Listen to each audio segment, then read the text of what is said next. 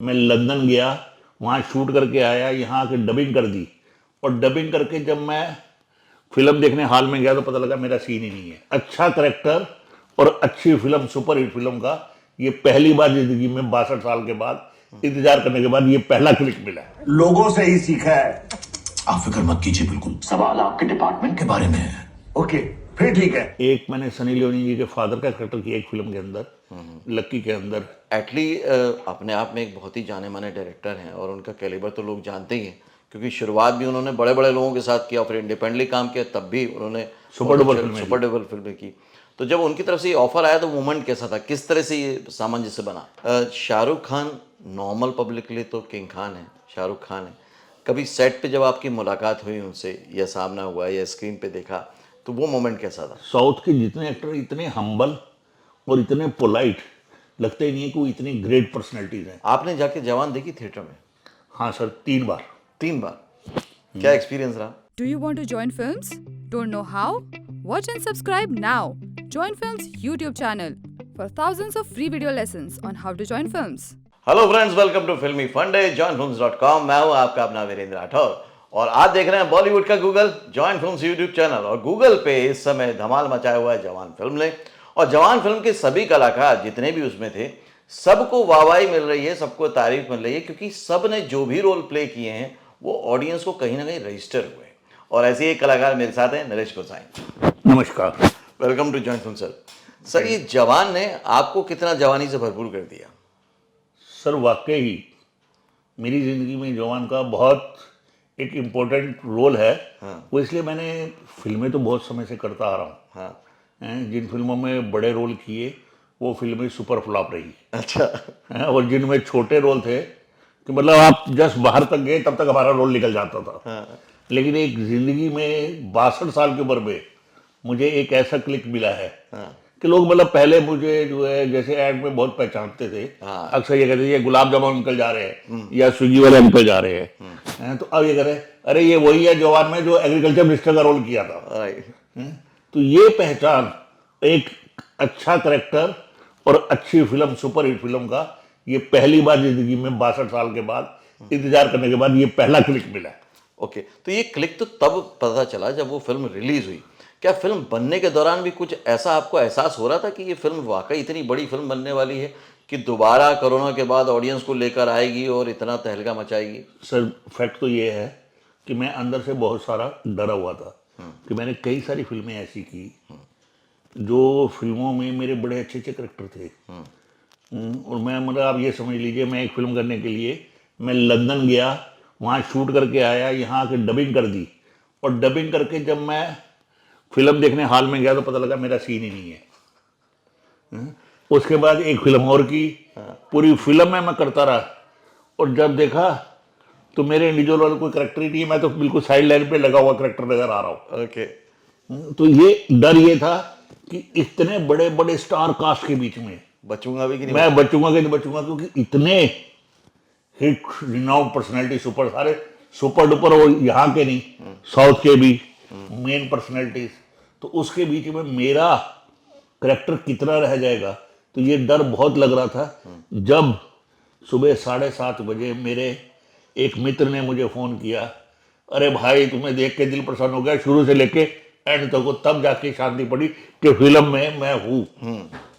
Okay. और उसके बाद दूसरा क्या था, एटलीस्ट सर कंसेप्ट हम लोगों तक पहुंचता भी नहीं और हमें हमारे करेक्टर तक पता था, लेकिन जहां तक मैं वो करेक्टर कर रहा था और उसके जो पंचेस थे कि जो त्रासदी किसानों के साथ हुई और उसको लेकर जो शाहरुख सर उधर से बोल रहे हैं, वो लग रहा था कि इसके अंदर कुछ इश्यूज आज तक इतने बड़े बड़े सुपरस्टार ने कभी ऐसे इश्यूज नहीं उठाए।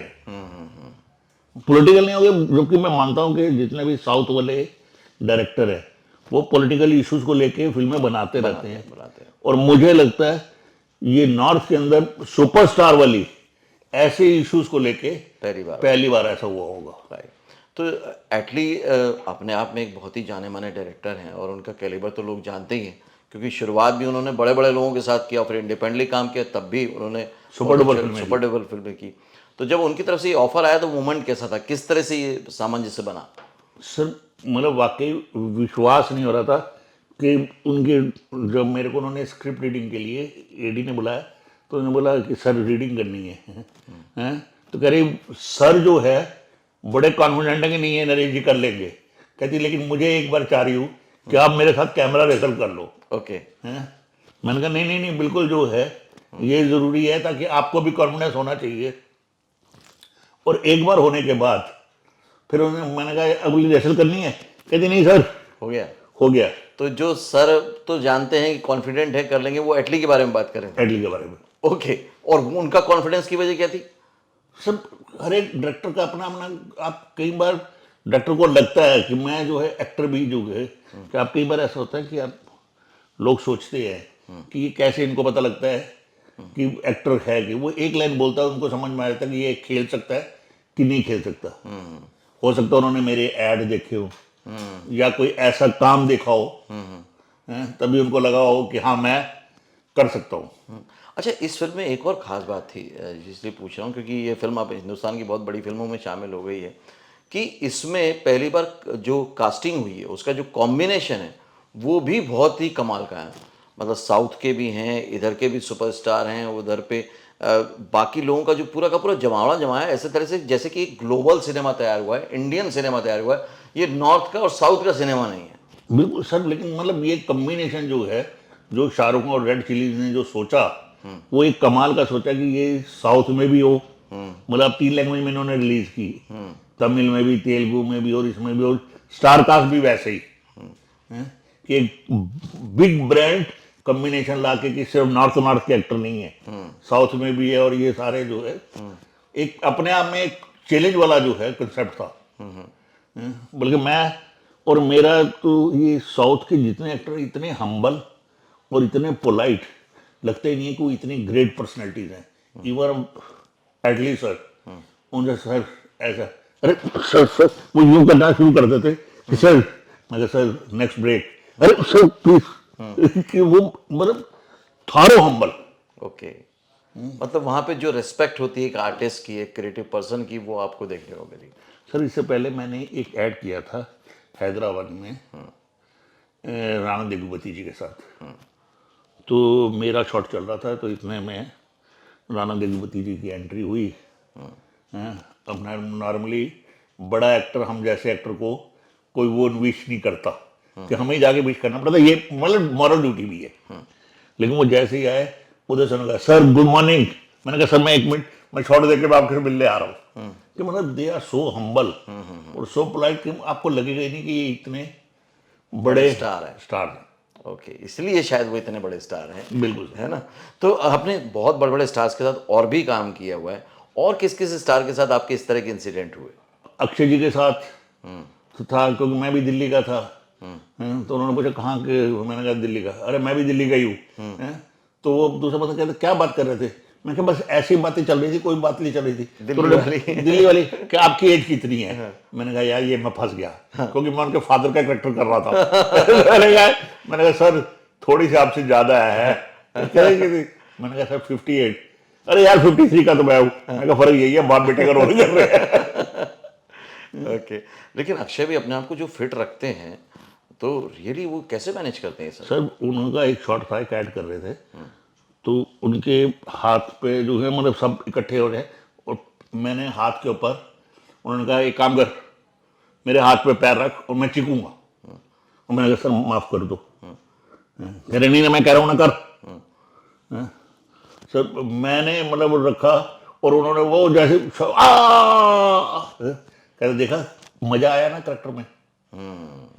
कि वो एक्टर के साथ मतलब उतना ही इन्वॉल्व हो जाते। ओके ओके ओके, ठीक है।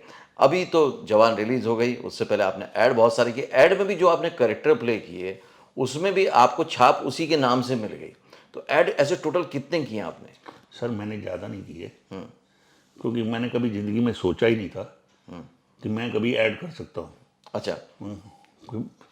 हमारे को हमारी पर्सनैलिटी के हिसाब से मुझे पता है कि मुझे जो है कि ऐड के लिए मैं हुई नहीं, ऐड के लिए सब 6 पैक और वो सारे हैंडसम। बस जब ऊपर वाला कुछ करता है तो ऊपर वाला ही कुछ कर देता है। कुछ उसने एक स्विगी का ऐड दिया और स्विगी की लाइफ चेंज की और मेरी भी लाइफ चेंज कर दी। मेरा टर्निंग पॉइंट मतलब उसका सबसे बेस्ट पॉइंट वो था, एक तो आईपीएल मैच में आ रहा था, तो बार बार बार बार बार बार रिपीट हो रहा था, तो उसका बेनिफिट मुझे मिला। और स्विगी का ये था कि उन्होंने प्रमोशन किया था कि हम एक गुलाब जामुन भी सप्लाई करते हैं। तो जैसे मेरे जैसे जो है कोई भी आप ऐसा है वो खाना चाहता लेकिन घर वाले खाने नहीं देते, तो वो मंगा सकता था कि एक कोई दो दोस्त बैठे हैं, चलो यार 2 गुलाब जामुन मंगा लो, तो उनकी सेल इंक्रीज हुई। तो उसी को लेकर उन्होंने फिर पूरा जो है कैंपेन चलाया। कंपेन चलाया। फिर लोग मुझे ही कई बार अरे स्विगी वाले अंकल, ये गुलाब जामुन अंकल जो है वो कहने लग पड़े थे। अब सब लोग मुझे अंकल बुलाते हैं, सिर्फ uncle. Uncle gulab jamun. Shahrukh Khan normal public के लिए तो किंग खान है, शाहरुख खान है। कभी सेट पे जब आपकी मुलाकात हुई उनसे, या सामना हुआ या स्क्रीन पे देखा, तो वो मोमेंट कैसा था काम करते हुए? जब सिर्फ राज की ये बात बता दूं, इस फिल्म में मैं शाहरुख सर से मिला नहीं हूँ। ओहो, शाहरुख सर का सेट दूसरा था, मेरा सेट दूसरा था। पिक्चर एक ही थी। पिक्चर एक ही थी, दोनों के सेट अलग अलग चल रहे थे। लेकिन शाहरुख सर को मैं आज से 35 साल पहले से हमने इकट्ठा काम कर रखा है। उनका पहला सीरियल था दिल दरिया। हाँ, फर्स्ट सीरियल टेलीकास्ट फौजी हुआ था, लेकिन उन्होंने जो पहला शूट किया था लेक टंडन जी का दिल दरिया, उसमें मैं भी रोल कर रहा था, वो भी रोल कर रहे थे। उसके बाद एक और सीरियल था दूसरा केवल, उसमें भी वो रोल कर रहे थे, मैं रोल कर रहा था। जब वो सेट पे वो नहीं होते थे तब मैं मतलब इनका मर्डर हुआ था और मैं मर्डर मिस्ट्री सुलझा रहा था इंस्पेक्टर बन के। अच्छा। तो जब इनका रोल होता तब मेरा नहीं होता था जब मेरा होता तब इनका नहीं होता था। तो वो दो लोग, मैंने कहा ये मेरा तीसरा प्रोजेक्ट है शाहरुख सर के साथ। कंटिन्यूटी ये चल रही है। कंटिन्यूटी मेंटेन है कि अभी तक साथ में नहीं आए। सेट पे नहीं मिला था तो ये भी अजीब कॉम्बिनेशन है। ओके, इसके अलावा अभी कौन कौन से प्रोजेक्ट आ रहे हैं आपके? कुछ प्रोजेक्ट जो है आने वाले, एक वेब सीरीज आ रही है अपना त्रिभुवन मिश्रा सीए टॉपर। ओके। अब मैं कुछ अपने आप को लकी समझता हूँ कि मुझे जो जवानी में रोल मिलने चाहिए थे वो बुढ़ापे में मुझे मिल रहे हैं sir. I am lucky one कि मैंने अभी पीछे एक वाडीलाल की ऐड की थी। जब मैंने वाडीलाल की ऐड कर रहा था तो उन्होंने जस्ट पीरियड दिखाया था जितेंद्र सर वाला। ओके।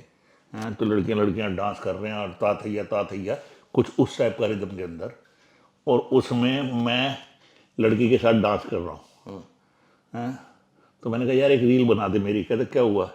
मैंने कहा जो हमें जवानी में नहीं मिला वो काम हमें जो है अभी कर लिया, अब मिल रहा है इसके अंदर। फिर मैंने ये की थी हीरोपंती 2। उसमें भी मेरा कैरेक्टर कुछ ऐसा था कि I am not only the porn star maker but also actor. अच्छा। तो वो शूट कर रहे, तो मैंने कहा सर आजकल अभी त्रिभुवन मिश्रा में भी एक डिफरेंट कैरेक्टर बिल्कुल अलग फ्लेवर के साथ, मतलब पंच वाले डायलॉग मिल रहे हैं और ये सब मिल रहा है। और सर मैं कहता रहा हूँ कि मतलब मैं अभी उसका राज नहीं खोलना चाहता, उसका वो मजा उसी में है कि जब वो कैरेक्टर नजर आएगा कि वो कैरेक्टर क्या है, कि वो बड़ा डिफरेंट कैरेक्टर है। मैं ईगरली वेट कर रहा हूँ कि आ जाना चाहिए 2-1 महीने में। ओके। वो सीरीज आने वाली है। एक मैंने सनी लियोनी जी के फादर का कैरेक्टर किया एक फिल्म के अंदर, लक्की के अंदर, वो भी आने वाली है। वो भी देखते हैं कब रिलीज होती है। एक है ये झांसी का राजकुमार, वो भी आने वाली है। कुछ और प्रोजेक्ट हैं। तो आपने जैसा कहा कि जो जवानी में नहीं मिला वो अभी इस उम्र में मिल रहा है, तो कह सकते हो आपकी वाकई सब्र का फल मीठा मिला आपको? सर ऊपर वाले के घर में देर है, अंधेर नहीं। आप अगर शिद्दत से लगे हैं तो ऊपर वाला जो है वो शाहरुख खान का ना कायनात ही पूरी लग जाती है आपको देने में। मैं तो ये कहता हूँ कि सर अगर आप अपने काम को ये मत सोच के, आजकल जो है बहुत सारे यूथ मिलते हैं वो कहते हैं सर बस ये बता दो ऑडिशन कहाँ देना है। उनसे को पहले बेटा बेस तैयार कर ले, तैयारी पे जोर दे, तैयारी पे जोड़ दे, तुझे काम अपने आप मिलना शुरू हो जाएगा। कहते नहीं मिलेगा सर, नाटक करने से कैसे काम मिलेगा? मैं कहा नाटक करने से ही काम मिलेगा। लोग देखते हैं, लोग देख के वो उस घोड़े पे लगाते हैं जो घोड़ा रेस में भागने वाला होता है। और ऑडिशन में भी तो वही पास होगा जो तैयार होगा। मैं अक्सर लोग आता, मैं कहा जो ये जितनी अभी जो सिर्फ शक्ल देख के आ जाते हैं मैं उसके काबिल हूँ, और वो यहाँ आके स्ट्रगल करते हैं, उनके पास एक पुराना नोट है जो 500 का जो चल नहीं सकता, वो ज्ञान रूपी है, उनकी जेब में पड़ा है और वो मार्केट में जा रहे हैं, सब जगह जाके शॉपिंग कर रहे हैं। अब किसी ने उनका 500 का पुराना नोट लिया नहीं, अब वो ये नहीं कह रहे कि मुझे ज्ञान नहीं है या मेरा नोट नकली है, वो कह रहे ये साले बेचना नहीं चाहते, हाँ, इनको टैलेंट की कदर नहीं है। उनको टैलेंट की कदर नहीं है, ये अपने रिश्तेदारों को देते हैं। और जबकि मैं खुद अपने आप में बड़ा एग्जाम्पल हूँ कि मेरे को कोई नहीं जानता, पूरे आउटसाइडर ही है। पूरा आउटसाइडर हूँ। बस ये है कि मेरे फादर के साथ मैं जब 6 साल का था तब से मैं नाटक कर रहा था। ओके, तैयारी तब की है। सन 72 में मैंने पहला बेस्ट एक्टर अवार्ड जीता था। मेरे फादर मिनिस्ट्री में थे तो उनके साथ मिनिस्ट्री कंपटीशन में जाता था। फिर उसके बाद पंजाबी थिएटर दिल्ली में करते रहे, फिर रामलीला करते रहे, फिर 20-25 साल मैंने नुक्कड़ नाटक किए हैं सर। ओके, रामलीला में कौन सा रोल करते थे आप? सर जो मेरी पर्सनालिटी को सूट करता है, कुंभकर्ण। इसलिए पूछा मैंने क्योंकि रामलीला से मेरा भी वास्ता है, मैं भी रामलीला किया करता था।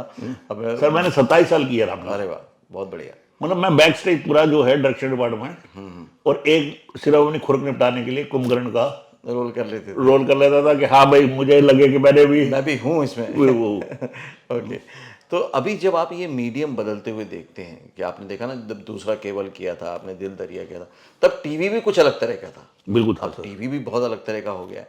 फिर फिल्में बदल गई हैं, वेब सीरीज आ गई हैं, उसमें कंटेंट का तरीका बदल गया है, उसमें प्रेजेंटेशन का तरीका बदल गया है। ऐसे में बहुत सारे राइटर डायरेक्टर बदल गए हैं। तो जो नहीं बदले आपने ये बदलते दौर को कैसे एक्सेप्ट किया और कैसे उसको अडॉप्ट किया अपने लिए? सर मुझे ऐसा लगता है कि मैं सबको भी कहूँगा कि जब आप काम करते हैं तो सबसे पहले किसी भी काम पे जाए, आप पहले ये सोच ले दिमाग में, मैं एक्टर नहीं हूँ, मैं पपेट हूँ। मैं एक्टर नहीं हूँ, मैं पपेट हूँ। मैं पपेट हूँ। मैं डायरेक्टर जो बोलेगा मुझे वो खेलना है। ओके, मुझे अपने दिमाग, क्योंकि हम एक्टर रहे हैं और एक्टर भी कमीने एक्टर है, हाँ, कि हम अपनी स्टोरी जो है उस स्टोरी को पूरा अपने इर्द गिर्द बना लेते हैं, अपने कैरेक्टर के इधर। अपने इर्द गिर्द, हाँ। कि हीरो मैं ही हूँ। हाँ, अब आपने उसको बना के, अब डायरेक्टर को पता है कि उसने हीरो को कहाँ रखना है, हीरोइन को कहाँ रखना है, दूसरे एक्टर को कहाँ रखना है और हम जैसे एक्टर को कहाँ पे रखना है, इसकी रिक्वायरमेंट कहाँ पे तो कितनी है, राइट। और आप उसको खेलना जा रहे हैं वहां पे, तो वो कैसे होगा? वो एकदम आपका कम्बिनेशन नहीं बनेगा, बैलेंस ही बिगड़ जाएगा पूरा। क्योंकि वो शिप का कैप्टन है डायरेक्टर, उसको पूरा पता है मुझे हर कैरेक्टर के साथ किस फ्लेवर में इसको खिलाना है ताकि खेल के निकल सके और एंड रिजल्ट फिर मेरा ऐसा बने। ऐसा बने। मैं अब थोड़ा सा ऐड करके देखो कि ऐड का काम बहुत टफ काम है सर। सेकंड्स में मतलब हमें पता भी नहीं था। तो एक बार मैं दिल्ली में था तो फ़ोन आया मेरे पास, सर मैं राजीव बोल रहा हूँ फॉब्स से। अब हमें सर लिटरली फॉब्स पता ही नहीं था क्या है। मुझे लगा कोई एजेंसी ऐड के लिए बात कर रहे हैं। मैं कहा हाँ बोलो सर। कहते जी आपका इंटरव्यू करना है। मैं इंटरव्यू करना है। कहते जी आप फॉब्स मैगजीन के बारे में जानते हैं? मैं कहा सॉरी सर।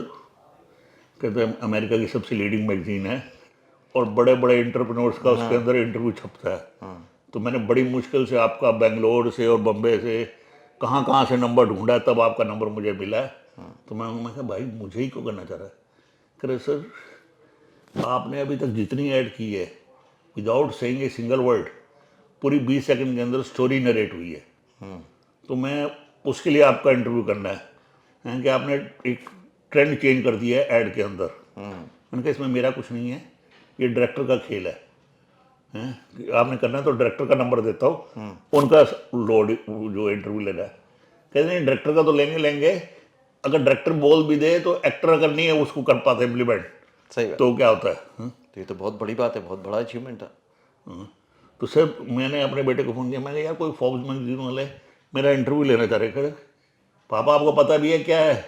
कहते किसी ने मजाक किया होगा। मैं क्या होगा क्या होगा? वो कहते सर कर सकते हैं। मैं कहा जब मर्जी कर लो, आप टाइम बता दो। मैं कहा मैं शाम को 4 बजे के बाद मंडी हाउस ही होता हूँ दिल्ली में, तो मैं अभी दिल्ली में हूँ। तो कहते सर फोटोग्राफी भी करनी। मैं कहा हाँ। कहते कहाँ कर लेंगे? मैं कहा पीछे गार्डन है जब मैं रेसल करता था, वहीं फ़ोटो खींच लेना। तो कह रहे सर ऐसे ही। मैं कहा ऐसे ही है हमारा, तो हम ऐसे ही जीते हैं कि हाँ भाई वो। तो उसने बकायदा पूरा इंटरव्यू में छापा कि ये आदमी वही उसमें बैठा हुआ है पेड़ के नीचे और आपसे लोग आ रहे हैं फ़ोटो खिंचवा के जा रहे हैं और ये कह रहे हैं हाँ जो है रात में बैठ के बातचीत चल रही है इनकी। आपने जाके जवान देखी थिएटर में? हाँ सर, 3 बार। 3 बार? क्या एक्सपीरियंस रहा? सर पहली बार तो ये देखने गया था कि मैं हूँ कि नहीं हूँ। हाँ, पहले बार तो। दूसरी बार मैं अपनी मदर को लेके गया। कि अब ऐसा कुछ काम हुआ है कि देखो चलो। हाँ, नहीं तो मैंने अपनी मदर को बोला कि अब जो है तेरे बेटे का कुछ काम है पहली बार जिंदगी में जो बड़ी स्क्रीन के ऊपर आया और जिसको लोग अप्रिशिएट कर रहे हैं। तो इस बार तो वो कह रहे टीवी पे आ जाएगी। मैं कहा टीवी पे नहीं, बड़ी स्क्रीन पे देखो जरा अपने बेटे को। हाँ। तो मदर के साथ गया था। फिर मेरे कुछ दोस्त थे, उनके साथ गया तो लगा कि जिंदगी में जो चाहिए था उसमें से कुछ परमात्मा ने दिया है, उसका थैंक यू। चलिए, आप इसी तरह से बस लोगों को एंटरटेन करते रहें और ये जो मौके आप पे बरस रहे हैं वो आप पे बरसें इस तरह से, और आप इसी तरह से एंजॉय करें अपनी एक्टिंग। क्योंकि पूरे वीडियो के दौरान मैंने देखा, अभी आप भली इमोशनल हो रहे हैं लेकिन पूरे उसमें आपने अपनी एक्टिंग को पूरी तरह से जिया है। वो एक्सप्रेशन आपके दिख रहे थे मुझे। Thank you sir. Thank you. तो मेरे साथ थे नरेश गोसाई। बहुत ही अच्छी बातें निकल के आई कि अगर आप शिद्दत से चाहो तो पूरी कायनात साजिश में लग जाती है, कोशिश में लग जाती है कि आपको उससे मिलवा के रहे। आपके जो तरीके हैं वो अलग अलग हो सकते हैं, रास्ते अलग अलग हो सकते हैं, लेकिन मंजिल वही है कि आपको वो काम मिले जिससे कामयाबी मिले और लोग आपको पहचाने। ये एक आर्टिस्ट की ज़रूरत भी होती है और उसके लिए उन्होंने बहुत क्लियर कहा कि आपकी तैयारी पूरी होनी चाहिए। सिर्फ शक्ल सूरत देख के अगर आप सोचेंगे कि आपको काम मिल जाएगा तो ऐसा पॉसिबल बिल्कुल नहीं है। आप अगर तैयार होंगे, पूरी तरह से उसके लिए जुनून होगा तो आपको कामयाबी जरूर मिलेगी। इस वीडियो से आपने क्या सीखा, क्या समझा, मुझे कमेंट करके जरूर बताइएगा। और नरेश जी का काम आपको जवान में कैसा लगा ये भी बताइएगा। अगले वीडियो में फिर से मिलता हूं, तब तक के लिए देखते रहिए, सीखते रहिए, जमे रहिए। All the very best. Actor बनने का सबसे आसान तरीका अवार्ड विनिंग एक्टिंग गुरु वीरेंद्र राठौर का best seller acting method switch on switch off acting method है। इस कोर्स से सीखकर आप भी कुछ ही दिनों में एक बेहतरीन एक्टर बन सकते हैं, जिसे साबित करते हैं इसके अमेजिंग Amazon और Google के ratings and reviews. Switch on switch off acting method अभी तक का सबसे सरल और प्रभावी मेथड है, जो आपके समय और महंगी फीस दोनों को बचाता है। Switch on switch off acting method course book आपको Amazon, Flipkart, join films website पर अवेलेबल है।